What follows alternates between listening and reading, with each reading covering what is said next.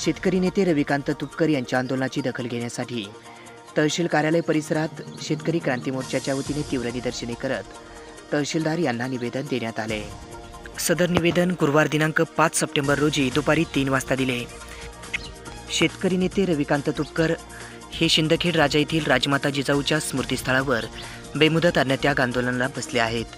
त्यांच्या आंदोलनाची राज्य सरकारने तात्काळ दखल घेण्यासाठी आज गुरुवारी केज तहसील कार्यालय या ठिकाणी शेतकरी क्रांती मोर्चाचे अध्यक्ष कुलदीप करपे यांच्या नेतृत्वाखाली तरुण शेतकऱ्यांनी तीव्र निदर्शने करत तहसीलदारांना निवेदन दिले। शेतकऱ्यांच्या सोयाबीनला 9,000 रुपये भाव मिळालाच पाहिजे। शेतकऱ्यांच्या कापसाला 12,000 रुपये भाव मिळालाच पाहिजे। शेतकऱ्यांच्या उसाला 5,000 रुपये भाव मिळालाच पाहिजे। रविकांत तुपकर तुम आगे बढ़ो, हम तुम्हारे साथ हैं। रविकांत तुपकर तुम आगे बढ़ो, हम तुम्हारे साथ हैं।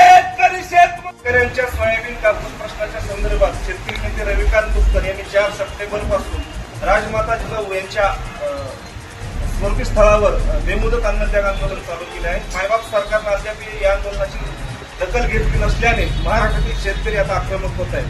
याच अनुषंगाने आज केज तहसीलदार कार्यालयात आम्ही सर्व शेतकरी पुत्र यांनी सोयाबीन आणि कापसाच्या प्रश्नावर निवेदन सादर केलं।